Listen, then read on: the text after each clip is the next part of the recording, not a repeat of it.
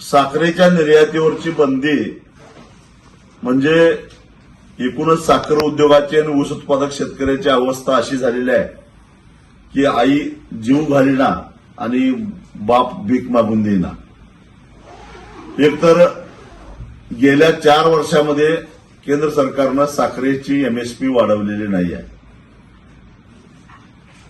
आणि एमएसपी न वाढवल्यामुळं 4 वर्षामध्ये सातत्यानं साखरेचे भाव स्थिर राहिलेले आहेत, वाढत नाहीये. यावर्षी देशामध्ये साखरेचं उत्पादन घटलेलं ही गोष्ट खरी आहे. मग सरकार जर का साखरेची एमएसपी वाढवणार नसेल,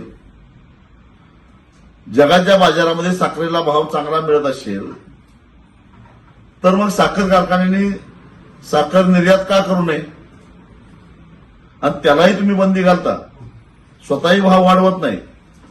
याच्या पाठीमागचं केंद्र सरकारचं लॉजिक काय आहे? पण त्याचा थेट परिणाम हा ऊस उत्पादक शेतकऱ्यांच्यावर व्हायला लागलेला आहे. खरं तर आमचं आणि साखर कारखान्यांचं भांडण आहे ते ऊसापासून तयार झालेली साखर आणि त्याच्या उपपदार्थातून आलेल्या पैशातून शेतकऱ्याचा हिस्सा जास्तीत जास्त मिळाला पाहिजे यासाठी आहे. पण साखरेचे भावच वाढले नाहीत, तर मग साखर कारखाने तरी काय करणार? आणि त्यामुळे आज परिस्थिती अशी आहे की देशामध्ये जवळपास 12,000 कोटी रुपयाची ऊस उत्पादक शेतकऱ्यांची देणी थकलेली आहे. राज्यामध्ये 3,000 कोटीच्या आसपास देणी थकलेली आहे. याला जबाबदार कोण?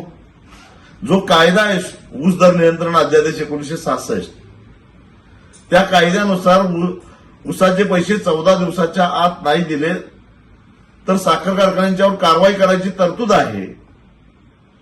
त्यांना सरकारी थकबाकीदार समजून जप्तीची प्रक्रिया सुरू करण्याची तरतूद आहे.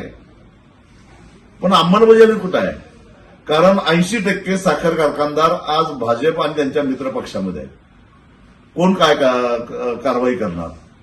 म्हणजे याचा थेट परिणाम साखर कारखानदारांचं सोडावं, ते काही साखरेचे पैसे मिळत नाहीत, साखरेला दर नाही म्हणून हात वर करतात, सरकार कारवाई करत नाही माहिती आहे.